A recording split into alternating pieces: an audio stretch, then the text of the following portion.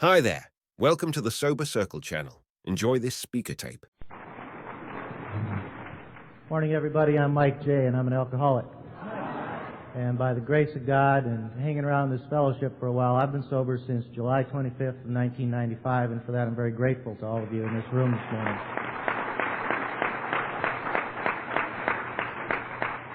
I'd like to ask you to join me in a moment of silence to open this meeting, followed by the Serenity prayer. God, grant me the serenity to accept the things I cannot change, courage to change the things I can, and the wisdom to know the difference. I want to tell you what Alcoholics Anonymous is, as stated in our preamble. Alcoholics Anonymous is a fellowship of men and women who share their experience, strength, and hope with each other, that they may solve their common problem and help others to recover from alcoholism. The only requirement for membership is a desire to stop drinking. There are no dues or fees for AA membership. We are self-supporting through our own contributions. AA is not allied with any sect, denomination, politics, organization, or institution. Does not wish to engage in any controversy, neither endorses nor opposes any causes. Our primary purpose is to stay sober and to help other alcoholics achieve sobriety. Now I've asked Pete P. to come up and read how it works. Good morning, everybody. My name is Pete P., and I'm an alcoholic. Hi, Pete. And through the grace of God and a program called Alcoholics Anonymous, I haven't found it necessary to take a drink since January 2nd, 1988, and for that I am truly grateful.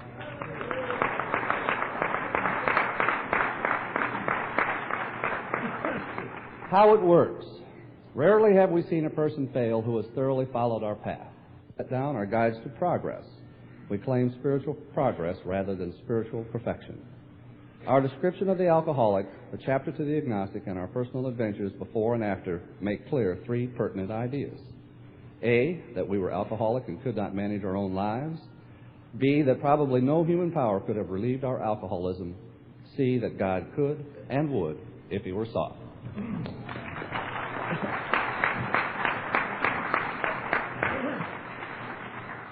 Thank you, Pete.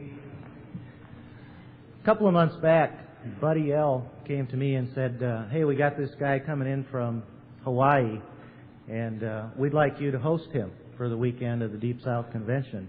And being the good alcoholic that I am, and taking some advice from my sponsor, anytime somebody asks me to make a commitment in this program, I always say yes, but secretly hope that the person I'm saying yes to will forget about the commitment. And you didn't forget, and that's good news for me, because I had the opportunity since Thursday morning to spend a lot of time with Patrick W. from Hawaii, and I want to tell you, I want to be just like him when he grows up.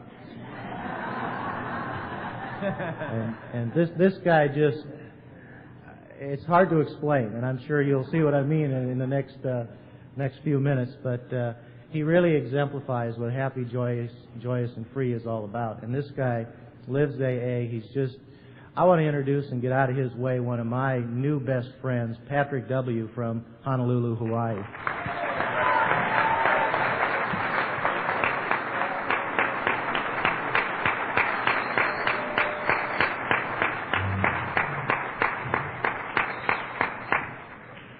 Well, my name is Patrick Wickman. I'm an alcoholic. Hi, Patrick. On the 15th of February of this year, we, and I say we because I didn't do this by myself, we celebrated 33 years of sobriety.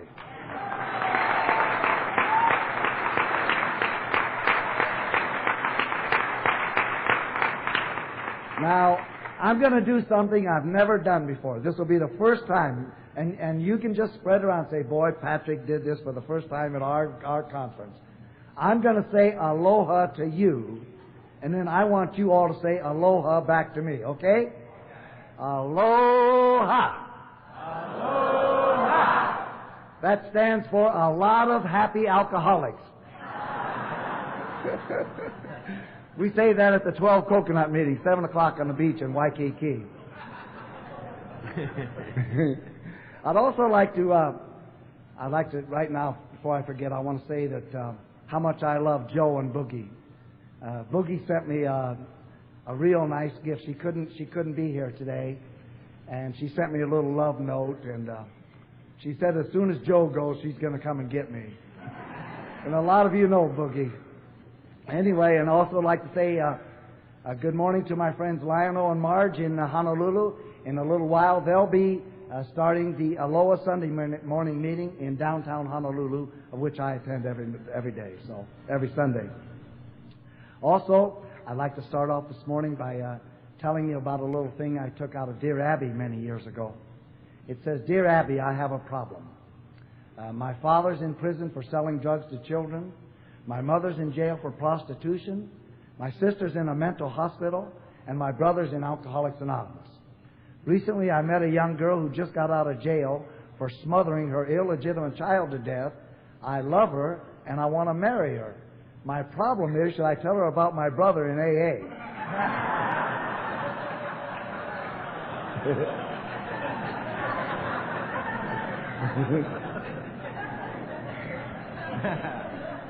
Now, you know, I've heard people say, "Well, I really don't know when I became an alcoholic or how."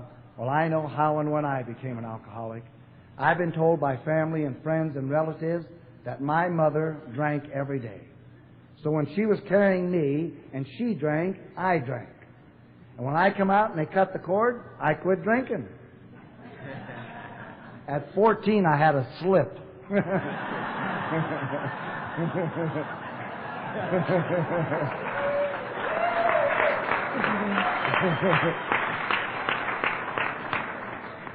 And it lasted for 20 years. I come from an alcoholic home in Portland, Oregon. Father alcoholic, mother alcoholic, brother alcoholic. I'm an alcoholic. I have a sister, younger sister, who's an alcoholic. And I have a sister who doesn't drink. Really strange how this disease works. My sister Annabelle, who doesn't drink, has 3 girls, and they don't drink. My sister Phyllis, who's an alcoholic, her 3 children are drug addicts and alcoholics. My brother Harold, who died from this, his 3 children are alcoholic and drug addicts. Isn't that strange? Huh? Anyway, my father was put away for alcoholism. They didn't call it that. In 1937. I'd like to bring this to the attention of you young people. He was sentenced to the Oregon State Hospital, and he died there in 1961. He never got out. That was the treatment of alcoholism back in the 30s and the 40s, even into the 50s sometimes. My mother had him committed. He tried to kill her one night, and she had him committed. She was the only one that could sign him out. She never signed him out, and he died there. My brother Harold became the man of the house, and our house became an insane asylum because my brother was already an alcoholic. And I'll just give you a few examples. He would come home. We'd be sitting at the dinner table waiting for him. My mother would be drunk, and we'd be sitting there waiting. She'd say, "Well, we ought to wait for Harold." And you could hear him coming. He'd be driving down the sidewalk. And then he'd come in the house, and he'd come right to me. I'm about 7 years old. He'd say, "Let me see your fingernails." And my little hand would start to shake because I knew what was coming. And the next thing you know, he'd haul off and smack me. I'd go flying across the room. He'd grab me by the hair, drag me into the... This is why I ain't got no hair. He'd drag me into the bathroom and say, "Scrub those fingernails, God damn you." And I'd be down there scrubbing, and he'd hit me in the ribs, and I'd start to cry. He'd say, "Oh, you want to cry? I'll give you something to cry about." And he'd hit me. My mouth would hit the sink. My teeth would start to bleed. And I'd say, "Don't cry, don't cry." He'd say, "Oh, tough, huh? Well, let's just see how damn tough you are." And he'd throw me down this flight of stairs into this basement, take his belt off, start beating me with his belt buckle, pick up a baseball bat, start hitting me with a baseball bat. And I'm telling you, I didn't know what to do. You know, I'm sensitive. I'm already an alcoholic. I'm sensitive. And then he'd go upstairs, and this is one of the biggest character defects I've ever had in my life. I would hide in a corner down there in the basement, and I'd plot how I was going to get him. I'm going to kill him. And someday I'm going to kill him. I'm going to choke him. I'm going to beat him to death. You know, and I just cower there down there. And, you know, about 8 years old, I couldn't take this anymore. I saw other kids and other families in hell, they had a nice life, you know. My mother was a prostitute. She brought home a different guy every night. And so at 8 years old, I left this house. I started living on the streets of Portland, Oregon. And I'm not tough. I was scared to death. I'm living down on Burnside. That's the Skid Row of Portland, Oregon. 9 years old, I started to smoke. 10 years old, I was in my first jail. I was classified a habitual runaway and habitual truant of school. 11 years old, I was back in that jail again. This time they said I was incorrigible. I had no idea what the word even meant, you know. 12 years old, I was starting my third time into the 7th grade. And I thought I was going to die in that goddamn 7th grade. I could never figure out how to get out of the 7th grade. One day I was sitting there picking my nose, looking out the window, dreaming of what I was going to be when I got out of the 7th grade. And the teacher says, Patrick, come up here in front of the class and show us how you can pick your nose. I said, nah, I don't think that's a good idea. She said, well, I'll help you. And she came and she grabbed me right by the hair here. Now, this is the only lady I've ever hit in my life. I hauled off and smacked her in the stomach. She doubled over and ran out of the classroom and down the hall, and she got the gym teacher and the janitor and the principal. They came in, they drugged me out of this classroom, threw me down this flight of stairs, kicked me out in the street, and the principal said, you can never go to another public school in Portland, Oregon as long as you live. I said, hell, if I'd known that, I would have hit her 3 years ago. And that's the last time I went to school. And 2 days later, they came and arrested me for not going to school.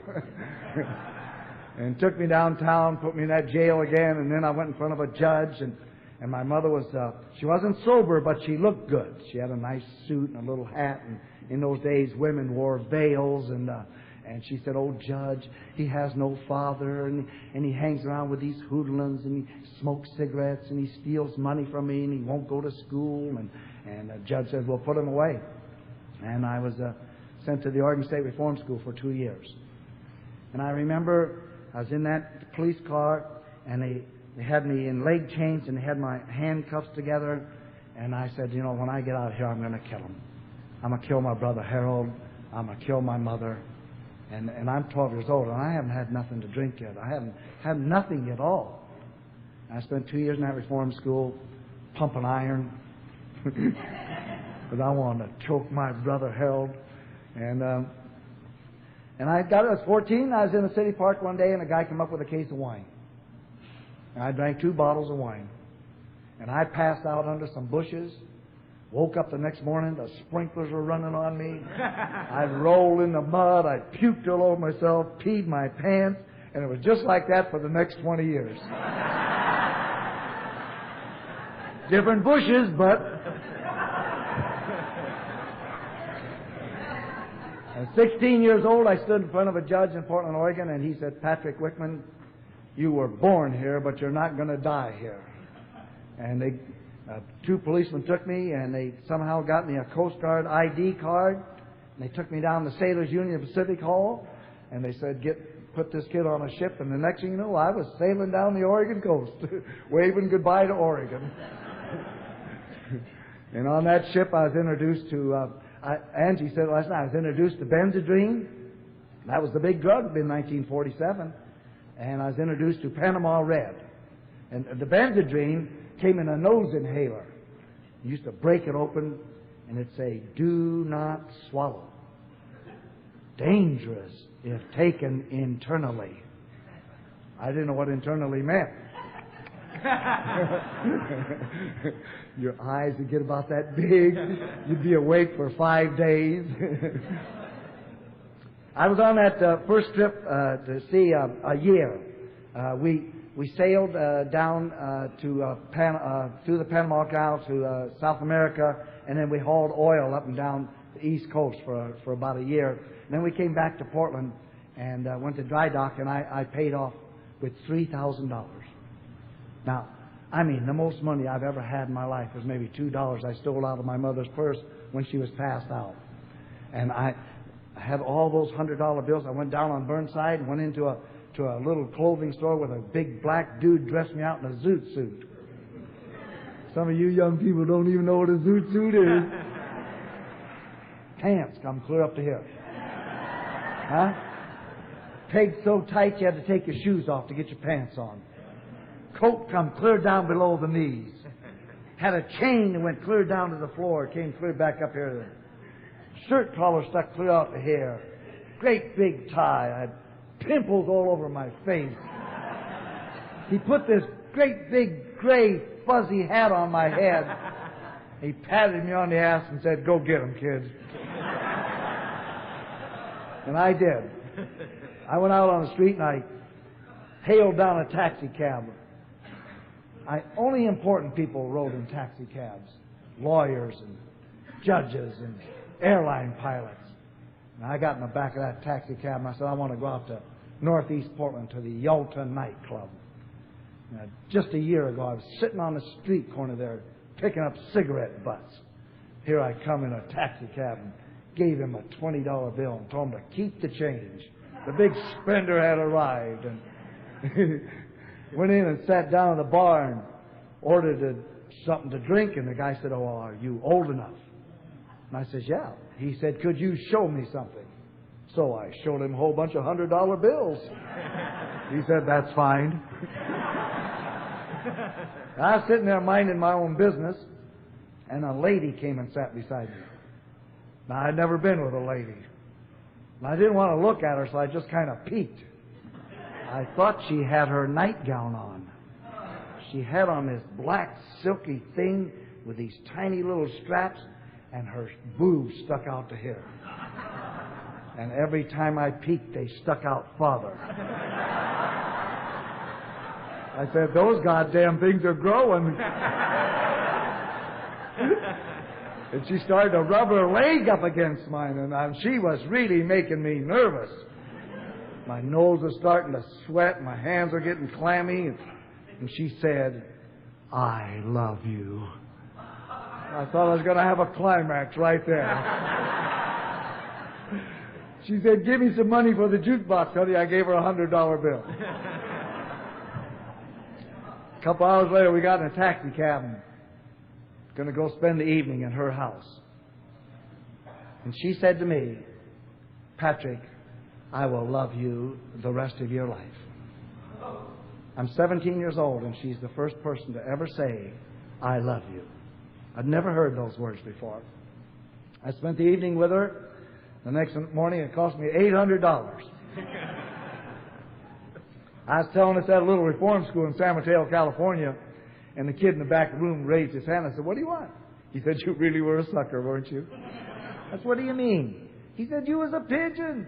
He said, $800 to get laid? I said, "Wait a minute. Wait a minute." I said, "If there was a sucker between me and that lady, she was the sucker." He said, "How did you figure that?" I said, "She could have had the whole 3,000.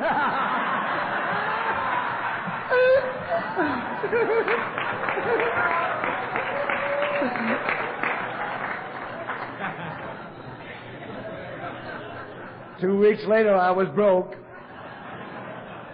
living in a $5 a week room on 3rd and Burnside. Suit was over in the corner. I don't know where the hat was. I was looking out the window. It was pouring down rain. I was watching the bums go in and out of the Valhalla bar down there. And I said, "Boy, next time it's going to be different. I'm going to buy a pickup truck, and I'm going to date a girl. I've never dated a girl. I'm going to get a job, and I'm going to get my own apartment. I'm going to buy some clothes." Didn't work. They got those same ladies in Baltimore, New York, even South America. Those girls could take my money, and they didn't even speak English. So 17 years old, I decided I wasn't going to go to sea no more. I almost owed them money. I did so many draws. So I decided I'm going to move out of Portland, and I'm going to move to a little town and going to get a job and buy a pickup and date a girl. And so I moved to a little town called Newport, Oregon, right on the coast. And instead of all those little dreams I had, I became the town drunk. In 1971, when my mother died, the court recorder was at the funeral, And he said, Patrick, we were just talking about you the other day. And I said, well, what were you talking about? He said, we got out all the old ledgers, and we counted up that you was in this jail over 100 times for drunkenness. One time I got drunk in the Newport jail. I was in jail for drunk. My friend Doc came with a big mayonnaise jar, filled it full of vodka, put some orange juice, and then he put these straws together up to the window, and I just sucked and sucked until I passed out. Yeah. One day I was in the Toledo jail. I think I tried to run over a policeman in a crosswalk, and I was in this little 2-cell jail out in a field, and it was Sunday, and playing football and drinking beer and eating crab, and I wanted to be there. So I started to think. Norm Alpe says it's real bad for an alcoholic to think. I thought I'll set my mattress on fire. They'll see the smoke coming out of the window. They'll come, and while they're putting out the fire, you know, they have to open the door, and I'll walk outside, and they'll put out the fire, and then I'll escape while they're putting out the fire. Set the mattress on fire, and a gust of wind comes through the window there. Then the whole mattress is on fire. Then the wall was on fire. Then the ceiling was on fire, and I couldn't get out. And I was laying on the floor saying, this is not working too well. I forgot it was a volunteer fire department. And here they come with their little old clanky truck. And they, get Wickman out, get Wickman out. And they opened the door, and they took me outside, and they handcuffed me to a tree. And then they put out the fire, and then they beat the hell out of me. And so that was a couple of weeks later. I was sitting in a bar. You know, I wish some of these things had never happened. You know, I just when that Monique was singing, I was sitting back there and I was thinking about some of my life, and I started to cry. I just wish some of these things had never happened in my life.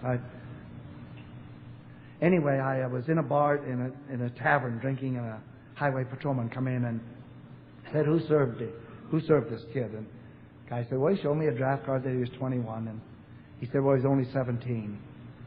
And the cop turned around, and I picked up a bar stool and hit him behind the head. And the last thing I remember, he was laying on the floor. And I sat down, and I don't remember. And then I come out of it again. It was like all of you people were policemen. You got 18 stitches here, 20-some stitches here, 37 stitches where they tore my ear off, broke my ribs, beat on me all night in a jail cell. A couple of days later, I was sent to prison, to a place called Rocky Butte in Portland, Oregon, where I broke rock for 6 months on a chain gang, 7 days a week, 10 hours a day, 25 cents a day. To show you how alcoholic it was, I got out of that jail at 10 o'clock in the morning. They gave me a $10 bill, a bus ticket to go downtown. I went down on Burnside, had a wino buy me a bottle of Guggenheimer whiskey, sat in the doorway, drank my bottle of whiskey. At 2 o'clock that afternoon, I was back in jail for drunk on the street.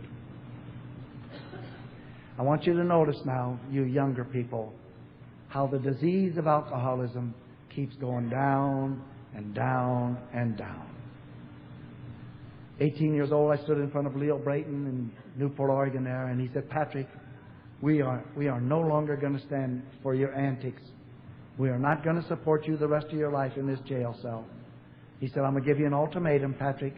You can go to the Oregon State Hospital where they might do something about your drinking problem, or you can go in the Army." I said, "How long to stay in the hospital?" He said, "The rest of your life, or until somebody signs you out." Well, I don't know when they're going to sign me out. I said, "How long to stay in the Army?" He said, 3 years. Oh, I'm not that dumb. I'll go in the Army. Handcuffed behind leg chains, drive me to Eugene, said, "This kid wants to enlist." I was in the Army 4 hours. I didn't even have a uniform. I was in the brig. Yeah. And I said to myself, I should have went to the hospital. I got off this bus, went through this barrack. They gave me a blanket. It was 4 o'clock in the morning. They gave me a blanket and a pillow, told me to go to this barracks, and I got an upper bunk, and some guy come in and started shaking me and said, "Get up, we're going out on the parade ground." It was pouring down rain. This is Fort Lewis, Washington. I said, no, you got a mistake. I just got here. And he said, no, get up. I said, no, now listen. I said, I just got here. He said, I don't give a God, you know. I said, listen, you touch me one more time, there's going to be some problems. You know, he touched me, so I should have looked. You know, I was brand new. I should have looked. It was dark in there. He had a bunch of things on his arm. I think they were called stripes. Something that Private Wickman never got the whole time he was in the Army. Never got one. Never got one stripe. Anyway, I kicked him in the mouth. Then the next thing, you know, there was a bunch of guys in there with black armbands. I don't know what the hell they were, but next thing you know, they were kicking me. And they took me to this jail cell, and they'd hit me in the ankle with a nightstick, and I'd bend over, and then they'd smash me behind the head. And the next morning, a captain come in and said, Private Wickman, we realize you brand new, and you don't understand the rules and regulations, and we're going to let you go. Now, he said, you just be a good boy. And I said, oh, yes, sir. Well, I was there about 40 or 50 days, and they gave me a pass to go downtown. I was gone for 60 days.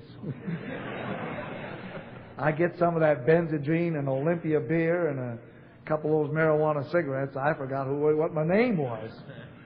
And they came and arrested me, and we went back, and they played all those silly games. And then I remember the captain called me in one time and said, now, Private Wickman, he said, we'll trust you to go downtown. He says, drink a couple of beers, pat a couple of girls on the fanny, and be back at midnight. Oh, yes, sir, Captain. Got outside the gate. I was gone 45 days that time. And they came and arrested me and took me right to the captain's office. I knew something was different. And he said, Wickman, didn't even call me Private. He said, Wickman, you're going to the North Pole. And I said, the North Pole? I said, what in the hell's in the North Pole? He said, you are. I'll be damned if he didn't send me to the North Pole.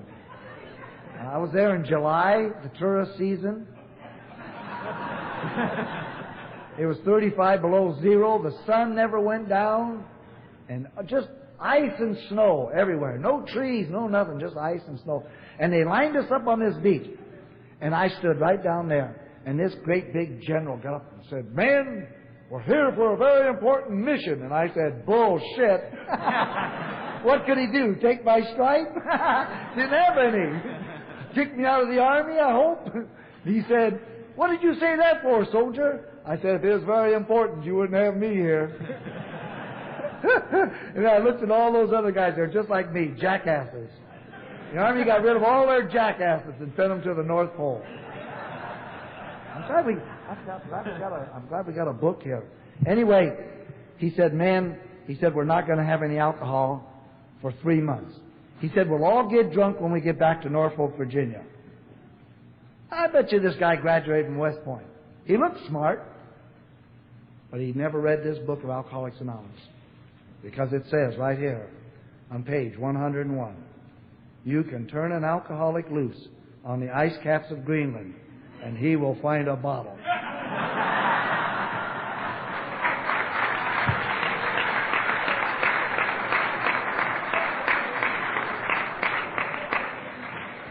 Private Wickman found 3 bottles. Private Wickman got so drunk, I was like petrified. I was in this box smoking a cigar, drinking this whiskey, and they came and got me, loaded me on this stretcher. We lived out on ships. And he's taking me down this beach, and that general said, who is that? And they said, that's Private Wickman. He said, get rid of Private Wickman. And the next thing you know, I was in Manila. Can you imagine? From 35 below zero to 120 in the shade. And they made me captain of a 63-foot LCM boat. I had never been on a rowboat. And they gave me 2 guys drunker than me as my crew members. And they towed us down to Mindanao, that's right by the equator, and sent us up this Goosen River to a little town called Butuan, where they loaded 50 Filipino surveyors on this boat with all of their gear, told us to go up into the jungles of Mindanao, to tie up at this floating village, and to stay there and never come back.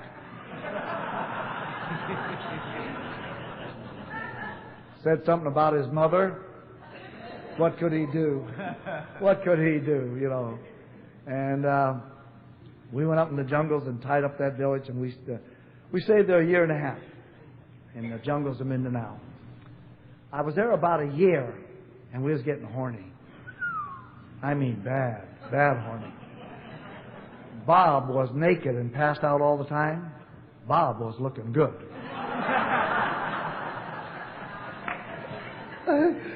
I was speaking in San Antonio, and my host was sitting here. His name was Bob. I said that. He said, "Not this Bob! Not this Bob!"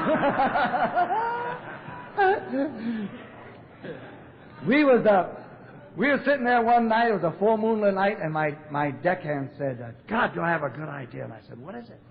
He said, "Let's start up this boat," because the lieutenant said if he ever saw us in town, he'd shoot us. He said, "Let's start up this boat. We'll go down that river." He said, "We'll shut off the engines and drift up to the dock. We'll run uptown, grab 3 women, throw them on this boat, and back up into the jungles." I said, "Jesus, what a good idea." Started up those 250 horsepower gray marine engines. The exhaust comes right out the side. You could have heard that boat in Manila 1,000 miles away. And away we went down that river. And we heard this hollering and screaming. And we looked back, and we were towing the whole goddamn village down the river. Yeah. Needless to say, they were pissed.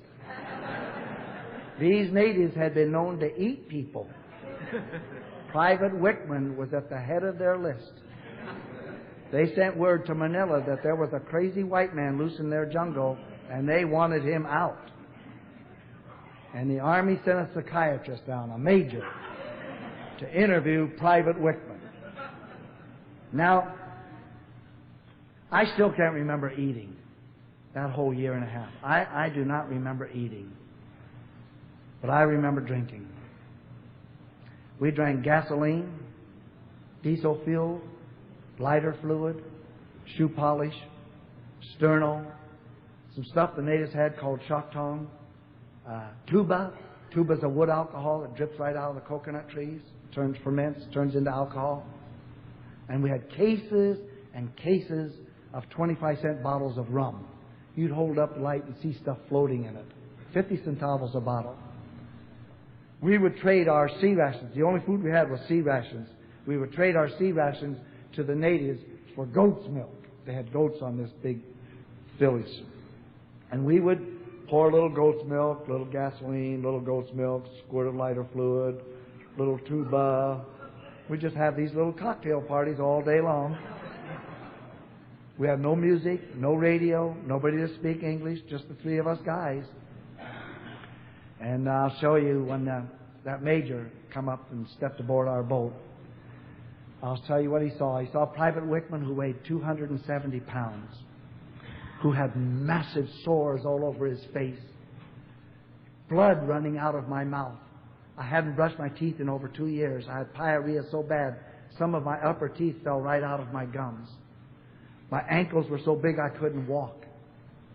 And he said he didn't want any gasoline or diesel fuel, or he didn't even want to drink.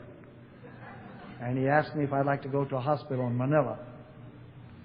And I said, yeah. And they loaded me in this little boat. And that's the last time I saw those 2 guys. They stopped at Butuan. They ordered a Coast Guard seaplane. And then we went out into the ocean. I remember that seaplane landing. And they had a real tough time getting me in this little wire basket to get me up into that seaplane. And I was telling this story in San Mateo sometime in the 1970s. And a man in the back room raised his hand and said, "What do you want?" I asked him what he wanted. He said, "My name is Lieutenant Commander so-and-so. I was the pilot of that airplane." He said, "I lost $5 on you, Patrick. I bet my co-pilot you'd be dead by the time we get to Manila." I was then into an Army hospital in Cavite, which is right across from Manila. That afternoon, they strapped my ankles down, strapped my wrists down, started feeding me intravenously. The sweat was just pouring off me, and I was freezing to death. I was biting and swallowing my tongue. They were feeding me formaldehyde. I was having bowel movements right in the bed. I had no control over my body functions at all. They were changing my mattress 2 and 3 times a day. After about 25, 30 days of this, Two orderlies helped me out of bed one day, took me into a room with a long table just like this. 5 Army doctors said, Private Wickman, you're a chronic alcoholic, and we're sending you back to the United States to discharge you. I was 20 years old. 20 years old. I didn't hear chronic alcoholic. All I heard, I was going to get out of the Army. And I drank. I turned 21 on that boat coming home, and I drank for another 14 years. I can tell you about the good jobs, the bad jobs. I can tell you about the 2 marriages I went through. I can tell you about shoveling dead fish for 85 cents an hour. Or I can tell you about being superintendent of one of the largest trucking companies in the United States of America. But the disease of alcoholism always goes down. I'll tell you, I married a girl, a beautiful woman. We got married in Stevenson, Washington, one of those little quickie marriage things. And the guy said, let's go have a drink. And so I said, I'll be right back.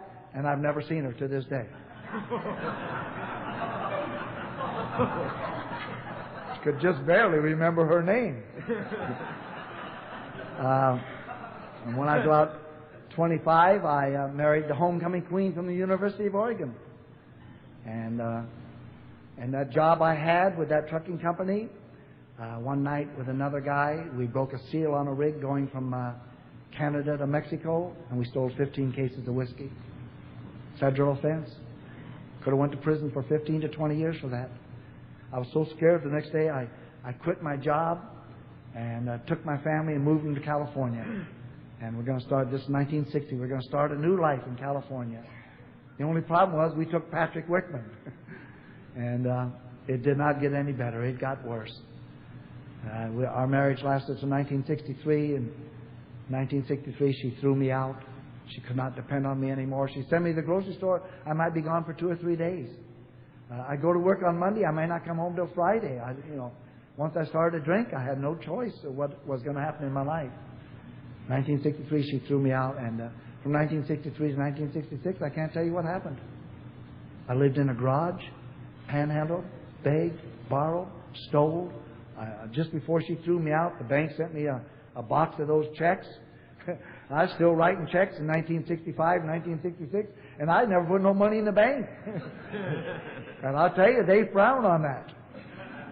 And January 25th, 1966, I was in this garage, and it was my birthday. I was 35 years old. I sat there in that cot and said, Jesus Christ, Patrick, what a waste. Here you are, 35 years old.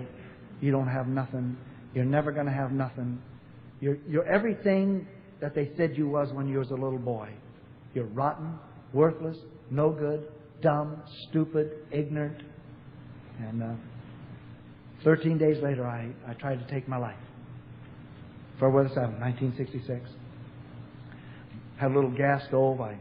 I'd read many years that about people finding somebody in a room with gas dead.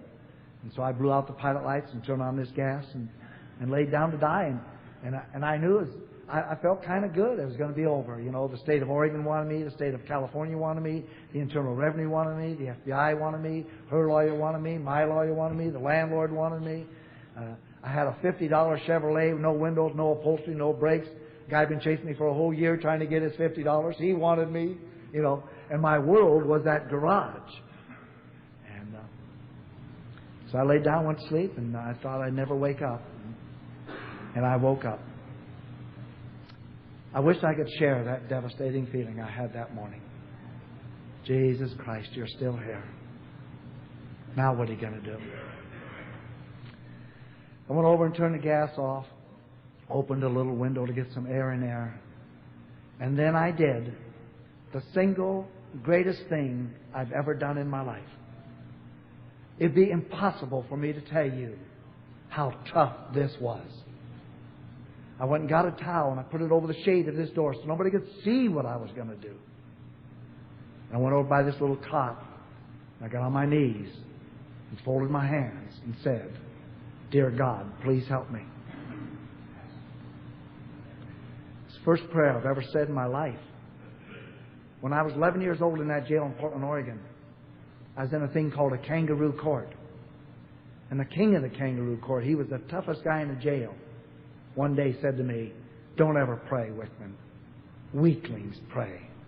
He said, "Don't ever cry. Sissies cry." And I never had a father, so I wanted to be like him. And I was afraid, that's why I put the towel. I thought he might see me. There hadn't been in that backyard in 3 years. And he'd been dead for 15 years from an overdose of heroin. And then I got up off my knees and sat on that cot, and I stared at the door. I thought God was going to kick the door in and say, "You're saved, Patrick Wickman. Here's $10,000. And there's a brand new car out in the street with a beautiful woman in it." That's all I wanted, was a car and money and a woman. And that was, about Thursday, I opened the door, and I peeked out there to see if that new car was out there. And the only thing out there was that $50 Chevrolet. And, so I just sat in that garage, and then on February the 15th, 1966, God and I walked downtown San Carlos, California, and put a dime in the phone. And watch this now. And we dialed. We dialed the number of Alcoholics Anonymous. And a man named Kelly Ross answered. And he said, "Are you drinking?" And I said, "No, I haven't had a drink for a week." He said, "Do you have a car?" And I said, "If you want to call it a car." He said, "Then you can get your own self to the meeting." He said, "The meeting is on Woodside Road in Redwood City, California. The meeting starts at 8:30. You be there at 8 o'clock. And I was. And it was pouring down rain. And I stood there. I didn't have any socks. I didn't have any shorts. I had a pair of suntan pants, a little pair of black shoes, a T-shirt that was all ripped out, never been washed, and a little blazer. Those are the only clothes I had. And this guy walked around the corner. I thought they sent the biggest man in Alcoholics Anonymous. Jesus, God, did he look big. I bet you if I saw him today, I'm as big as he is. It said I felt so small. He looked so big. And he came up to me and he said, "Are you Patrick?" And I said, "Yes." And he put his arm around me. And he says, "Let's go upstairs, Patrick." Down getting chicken skin, just talking about it. He said, "Let's go upstairs, Patrick." He said, "Everything's going to be okay." How did he know that everything was going to be okay? Huh? He took me upstairs and he introduced me to these guys. It was a stag meeting. John Fletcher, Dave Maloney, John Kelly, Paul Gardner, Merle Garth, Bob Champion, LaHonda Jean. These guys are welded to my heart. I'm the man today because of those guys.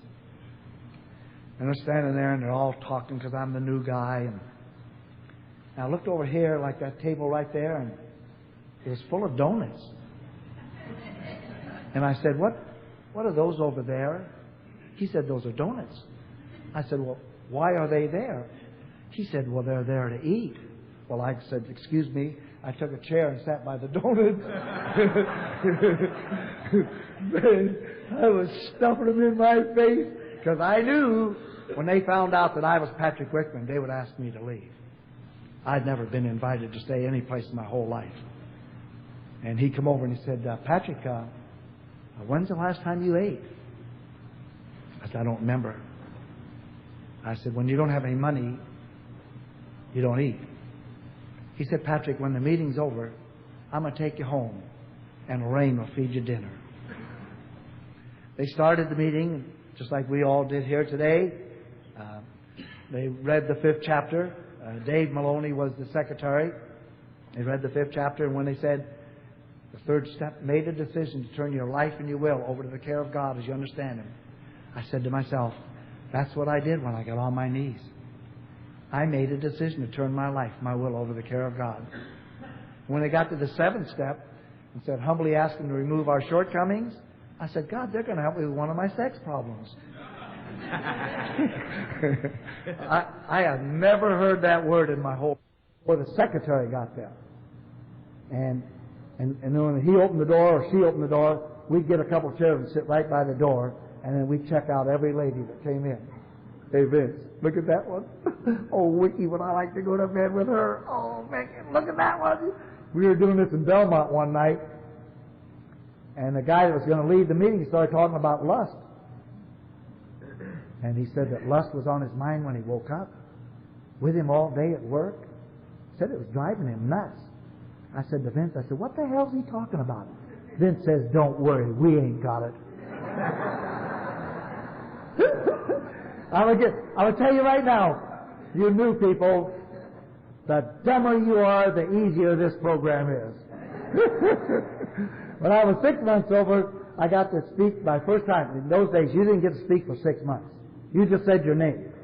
6 months, I got to chair the Sunday morning meeting in San Mateo. And I called on this lady who I thought was a friend of mine. And she said, boy, do you have a facade? I said, thank you. Didn't know what it meant. Didn't hurt me, you know. But anyway, that meeting, that first meeting, Dave Maloney said, tonight we're going to talk about character defects. Now, why didn't he say shortcomings? I didn't know those two words meant the same thing. It took me a long time to find that out. But anyway, tonight we're going to talk about character defects. He said, John, do you have any character defects that are bothering you? And this John said, I'm having a problem with my ego. I had to quit eating my donut.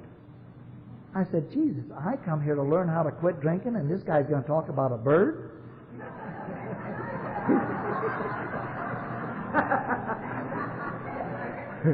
I tell you, I'm in prison. What are you in prison for? Oh, my pride, my ego's out of whack. By God, when that meeting was over, Kelly took me home, 10:30 at night. Lorraine fed me a roast, mashed potatoes, vegetable, apple pie. Yeah. And when I went to go home, he gave me $1. See, I'm sober a day in alcohol, not even a day, a couple of hours in Alcoholics Anonymous. He gives me $1, and I said, the big spender, huh? I said, what am I going to do with this? He said, spend it wisely. He said, if you're still sober in the morning, you can come and have breakfast with me. I'll tell you how hungry I was. After eating that big meal there, I stopped at a little grocery store, and I spent the whole $1 on bologna and a loaf of bread. And went back to the garage and made bologna sandwiches. Didn't have nothing but just bologna and bread. And ate that whole loaf of bread and all that bologna. That's how hungry I was. I lived in that garage 2 years sober. I lived in the garage 5 years. There's been times in my sobriety I thought I'd say to God, I'd say, God, is that garage vacant? I forget how good that garage was. $70 a month furnished. Anyway, Saturday night was a big speaker meeting in San Mateo, and then we all went to John Fletcher's house for ice cream. And we were sitting in this, there must have been 15, 20 people in this kitchen, and John jumped up and said, boy, do I have a good idea. And he went over and he dialed this number, and he said, Ethel, do I have a little asshole for you? And I looked at all these other people. I wondered who he was talking about. He was talking about me. And Ethel was 63 years old and had 17 years of sobriety in 1966. And Ethel's husband had just left her for a younger woman. And she needed a baby, a pigeon. And Patrick Rickman was it. So I talked to her and she said, well, come on down tomorrow and we'll talk things out. And so I did. I drove down there. She lived in Palo Alto and went upstairs and we talked for a while. And she said, let's go to lunch. I said, okay. So we walked down. She said, where's your car? I said, right there. She said, I am not riding in that piece of crap. No way. She said, let's back upstairs. She said, now I'm going to loan you $500. And she said, I want you to go buy us a car so you and I can go to meetings together. So I went out and bought a 57 Chrysler four-door sedan. And Ethel and I went to meetings every night. We went to our first conference in Vallejo, California. And I was in 807, and she was in 707. When I got back to San Mateo, I told everybody I slept on top of Ethel. Oh, that was a wrong mistake. Ethel was a tough old broad from New York City, and Ethel told me, whoop, don't you ever do that again, Patrick Wickman. Anyway, anything I have today, or anything I have in the past, or anything in the future, I owe to Alcoholics Anonymous. If Alcoholics Anonymous called me right now and said, Patrick, we need money, I'd give them every nickel out of my savings account, out of my checking account. I'd sell my bicycle and give them money. You see, when I first got here, I couldn't work. The ladies from Al-Anon used to come and get me every morning in the garage and take me to their house. And I'd mow lawns, wash cars, do windows, anything run out. And they'd feed me breakfast, lunch, and then the husband would take me to a meeting that night.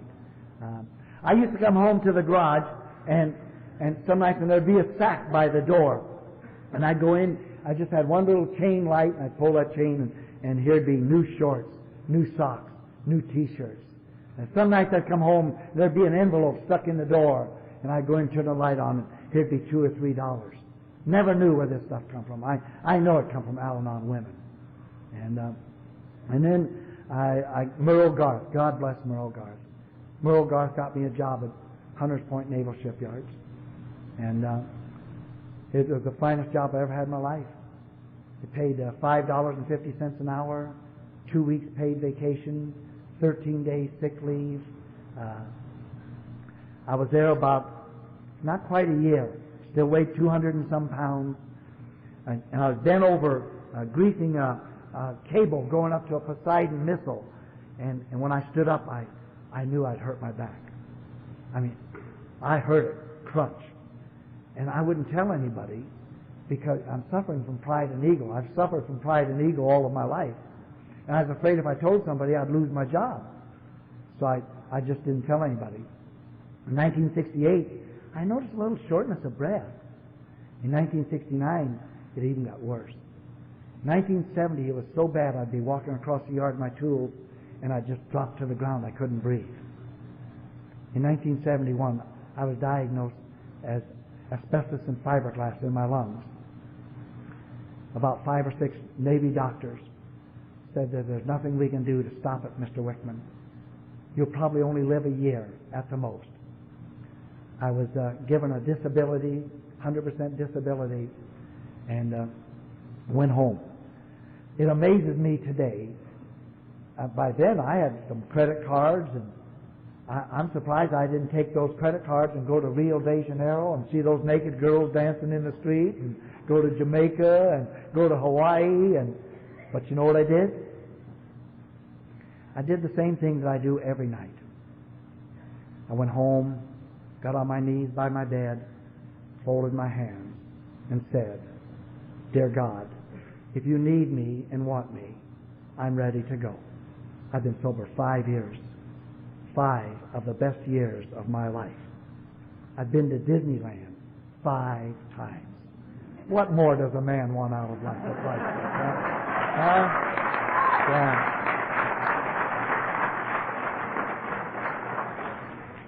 I said, if you don't need me, God, I'd like to stay around and do some more for Alcoholics Anonymous, just like I'm doing right now.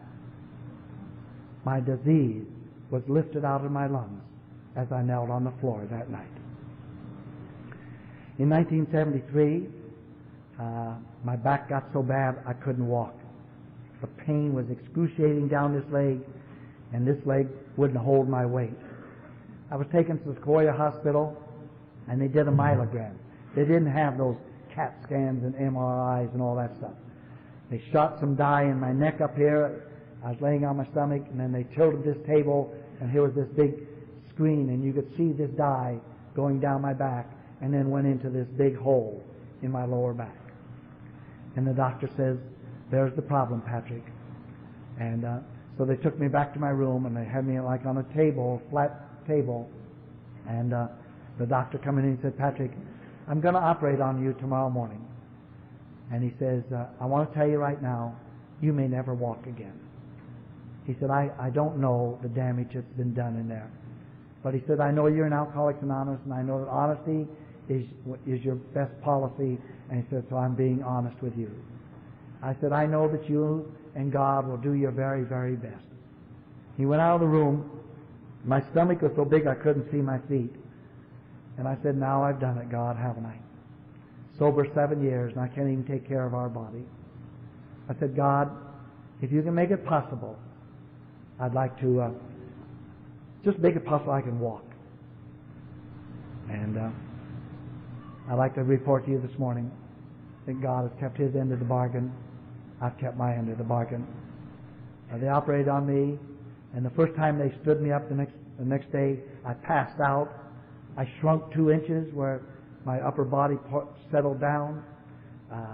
Every day, 2 nurses would try to get my legs to work. And then I got to go in a wheelchair to physical therapy and go down the bars. And then I got one of them little walkers with those little wheels with my ass hanging out the back of that, And then I got to home, walk a half a block 3 times a day and be exhausted. In 1977, I got a divorce. I had married a lady. She said, "I love you, Patrick," and I said, "I love you." I had no idea what love was. This is 1969, and we were married for about 7 years, and I realized I didn't love Mary. And Mary knew that. Mary knew it. And she asked me to leave. And I went out into the woods of La Honda, California. Had a little trailer out in the woods of the redwoods out there. And I almost took my life. I was sober 11 and a half years. Almost took my life. And because I thought I was a failure to Alcoholics Anonymous. I was getting a divorce and a bankruptcy. But you see, my problem was I had never taken the steps of Alcoholics Anonymous because I was dumb and stupid and ignorant. They said, "You got to read this book." I had never read a book in my whole life. I cannot remember of ever reading a book. And so I just lie. I used to lie. They'd say, "What step you working, Patrick?" "Oh, I'm on step 6. And they'd put their arm around me and say, "Keep coming back, Patrick." They knew I was lying.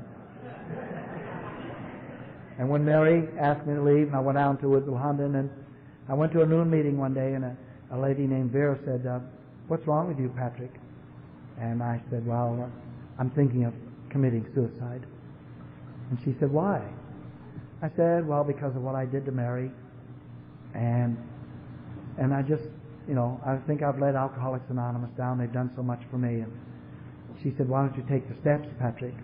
And I said, I can't take the steps." And she said, "Why?" I said, "Well, I've drank and drugged so much I've damaged my brain." She said, "You know what's wrong with your brain?" I said, No, what's wrong with my brain?" She said, "It's still in the same crate that God sent it to you." She said, "Unpack it and use it, for Christ's sake."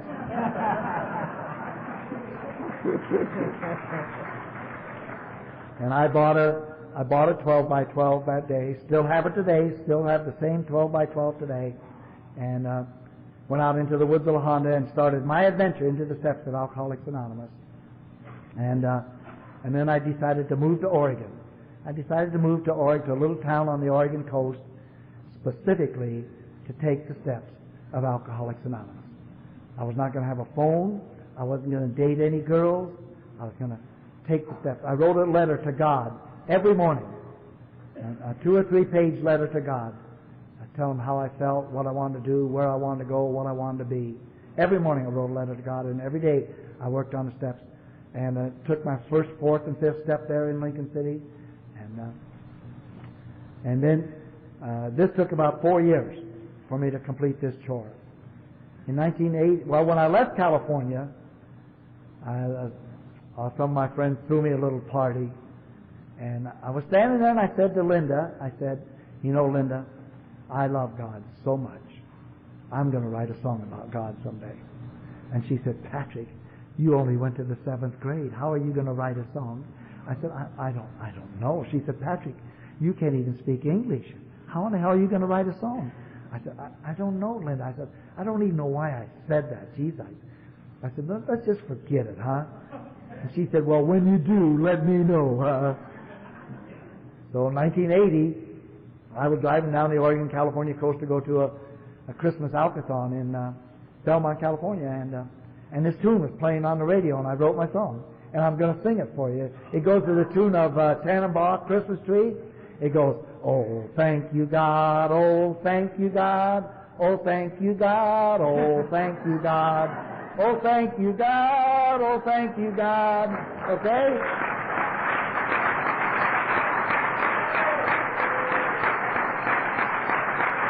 Now, you know what we're going to do, don't you, huh?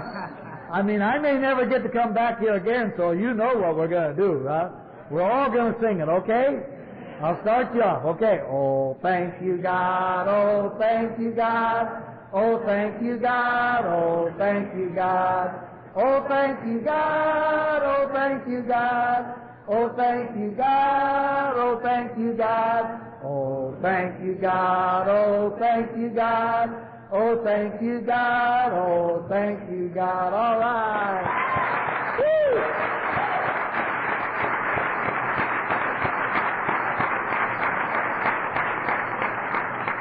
In 1985, I got a letter from the New York General Office, and I thought it had to do with my hotel reservations for the 50th anniversary of Alcoholics Anonymous in Montreal, Canada. And I opened it up, and here in the corner was a big gold 50, and it said, Dear Patrick, please consider this a loving invitation to come and share with us at the 50th anniversary of Alcoholics Anonymous. Can you imagine? A guy like me got to go share my experience, strength, and hope at the 50th anniversary of Alcoholics Anonymous. But the most important thing was I got to sing my song. And when I get ready to clear customs to come home, 3 girls come running up and said, Patrick, we have a surprise for you. And I said, what is it? The girl got that little harmonica and she went, beep. They went, Merci, mon Dieu, merci, mon Dieu. Now I know it in French.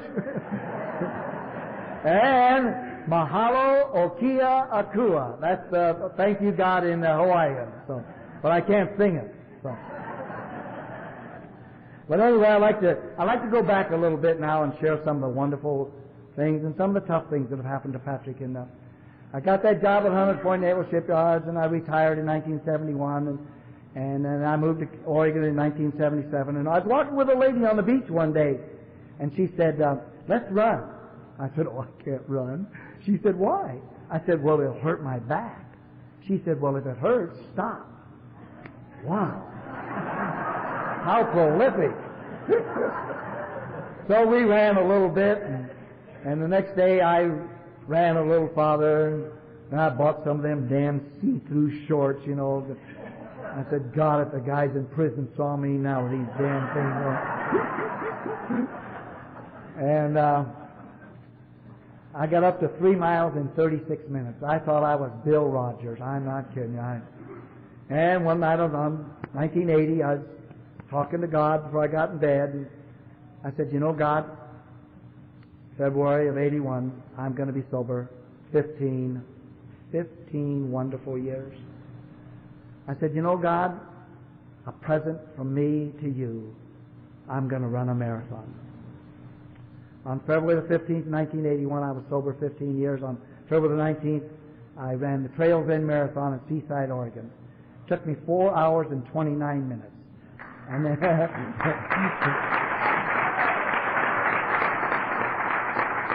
and then I had to drive 100 miles home to Lincoln City, and I was so stiff and so sore, I could just barely get on my knees. And I said, God, you ain't never getting a present like that again. And God said, liar, liar, pants on fire. Because in 1982, I ran the San Francisco Marathon. I was 51 years old. I ran the San Francisco Marathon in 3 hours and 52 minutes. I averaged 8 minutes and 50 seconds a mile for 26 miles without stopping. In 1983, I went back and did the Trails End Marathon in 4 hours and 2 minutes. That's a tough marathon. It's in February. The wind was blowing 38 degrees. In 1983, with another man named Bill Paul, who's not in the program, by now I had a very expensive bicycle. I had a $2,000 bicycle. We took our bicycles and we went to Vancouver, British Columbia, and we rode over to Sumas, Washington, then down to Seagull Woolley, and then up into the mountains, and then we rode all the way to Tijuana, Mexico, through the mountains. And today we have a book called The Pacific Crest Bicycle Trail. The sign here says Tioga Pass, elevation 9,945 feet. I just bicycled up Tioga Pass with 70 pounds of gear on my bicycle. I was probably 56 or 57 years old. At the Universal Studio Conference in Los Angeles, I won first place in my age division in a 10K race. I did a 10K race in 45 minutes flat. I averaged 7 minutes and some seconds a mile for 6.2 miles. In 1992, in the Oregon Senior Olympics, I won a gold medal. Yeah.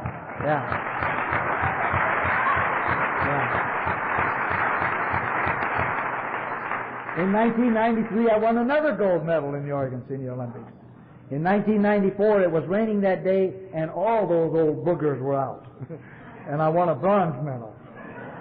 So, in 1996, I was crossing an intersection in the crosswalk on my bicycle, and this man, Mr. Collins, made the mistake that all of us make. Even Patrick Wickman makes this mistake. He was looking to the left, turning to the right. He was looking which way the traffic was coming, and he tried to beat. The light was ready. He tried to beat this traffic, and there I was. I can't tell you how horrified I was.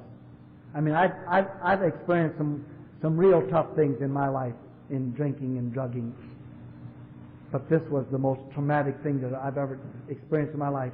To see that car coming at me, and he still wasn't even looking. And when he just turned his head, there I was.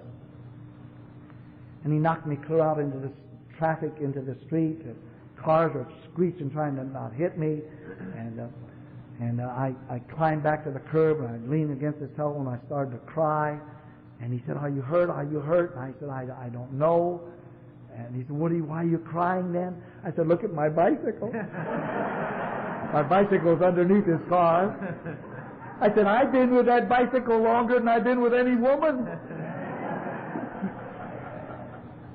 And he said, "Well, here, let's put your bike in the back of the car and I'll take you home." I said, No, I don't want that. I was afraid that my mouth would be in gear before my brain was engaged. Like I might say something about his mother, or hit him in the back of the head, or, kick out one of his windows, or, I said, "No, I'll walk." And so I walked about 20, he got in his car, and I walked about 20 feet, and I stopped. And I did what the program taught me. I said, "I forgive you, Mr. Collins." And it was all over. It was all over.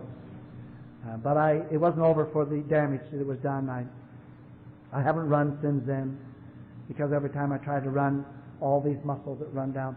See, when I went through the air, and I tried to brace myself, and I tore all these muscles clear up down my side.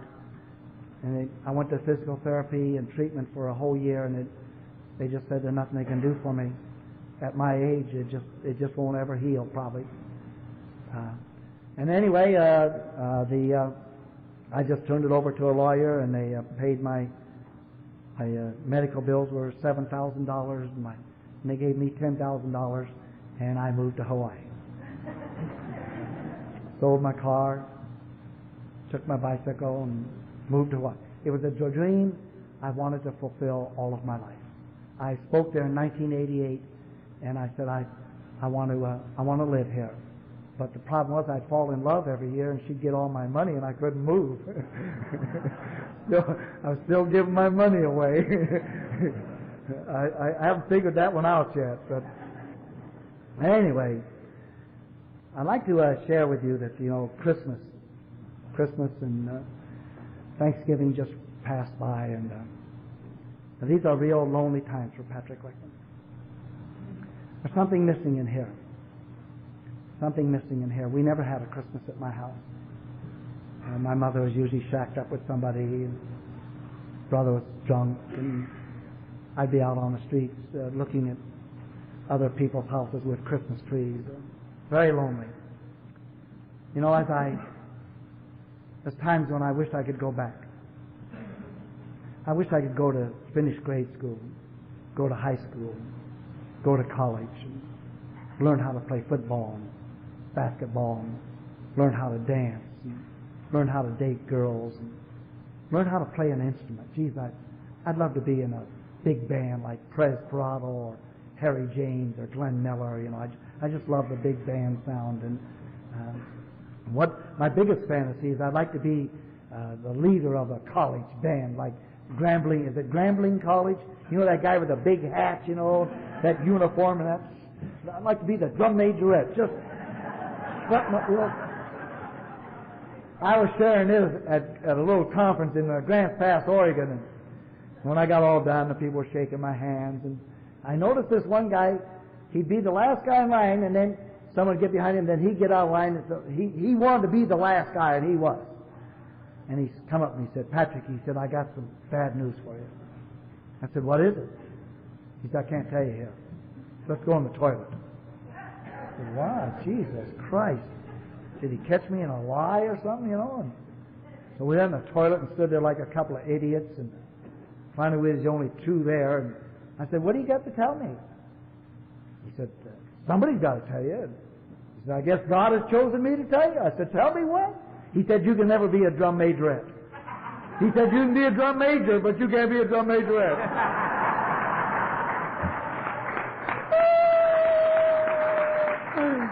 Oh, God.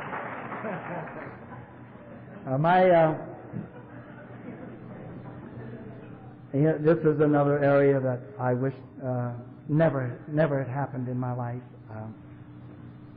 Sometime in 1970, somebody called me in California and said, Patrick, your mother's dying, and we know that you're in Alcoholics Anonymous, and maybe you could come up here and help her. I said, I wouldn't walk across the goddamn street for her. I said, she never did anything for me. I'm not doing anything for her.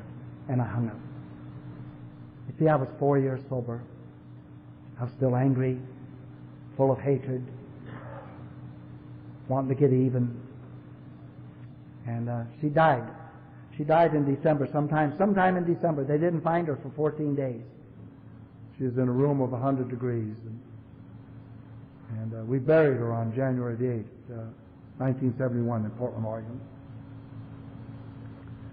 And my little sister Phyllis said to me, Patrick, what are you going to do tonight? I said, I'm going to go to an AA meeting.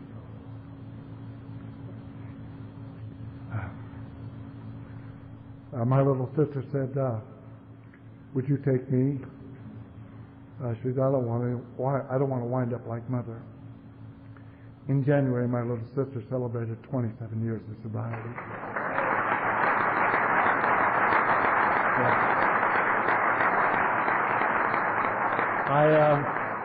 I don't know what the correlation of that is, to lose one and gain one, but anyway. Anyway, you know, I said that at Christmas and New Year's and all of those wonderful days when I see families get together and have wonderful dinners and tell dirty jokes and play grab ass, and you know, I really wish, I'm envious of any of you people that have mothers and fathers and sisters and brothers that you can get together with. I'd give anything if my brother Harold was alive. My brother Harold died on Skid Row in Detroit. My brother Harold had 18 months of sobriety one time. He re-diagnosed his case and went back out and died. Had his master's degree from the University of Oregon in his pocket. He was 51 years old, left a wife and 3 children. I wish my brother Harold was alive, so my sister Phyllis and my brother Harold and I could go to conferences like this and go to meetings together. I wish my mother was alive. I wish I had a father. But you see, my family is never coming back. You are my family. I love you with all my heart. Thank you.